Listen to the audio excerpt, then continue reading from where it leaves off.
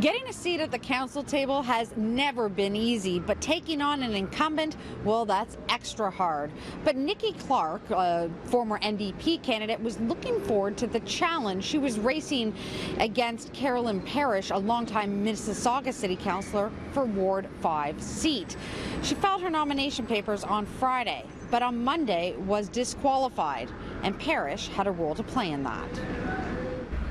Carolyn Parrish is interested in my nominators because she wants to scrutinize my every movement of my campaign. I do believe she thinks that I am a strong contender.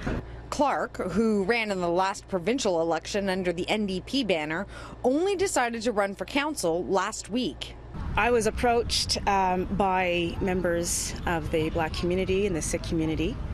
They saw from the previous election as an MPP candidate for Mississauga-Malton that I would be a strong contender for the municipal elections. So I gave it some thought. I didn't have a whole lot of time to prepare. In order to run, she needed to gather 25 nominators and submit her application by Friday at 2 p.m. She got it in just under the buzzer, and that's when Carolyn Parrish got interested. Given the last-minute disarray and the somewhat odd filling in of two last nominators somewhere in City Hall, I filed a request to have her nominators reviewed, she tells City News in a statement. Parrish did more than that. She reviewed them herself. In a Twitter message exchange between Parrish and Catherine Spolet, she said, "Just checking Nikki Clarke's nominators and your address rang a bell, but the last name didn't." And later, "I'm disappointed you would support an opponent of mine." I felt that the tone was a little bit heavy and heavy-handed. And I am familiar with the manner and demeanor of the councillor, and sometimes she can come across as very abrupt. Parrish's complaint to the clerk's office ultimately revealed 8 discrepancies, which were primarily spelling errors and incorrect postal codes. Clarke was given mere hours to fix the problems before a Monday 4 p.m. deadline, the deadline for all candidates to be certified by the clerk's office.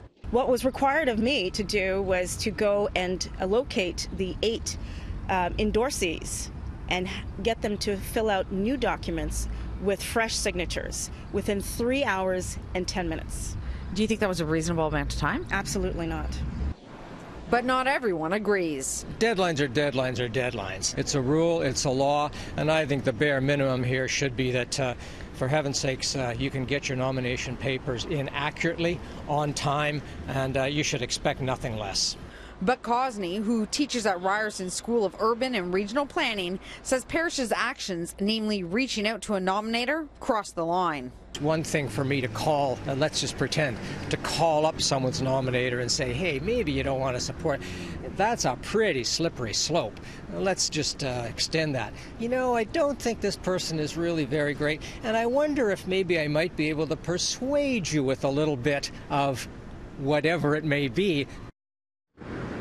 As it stands right now, Clarke is not on the list of candidates, and the clerk's decision is final, meaning there are no avenues for her to appeal the clerk's decision. But she says that isn't going to deter her from trying to get back on the ballot.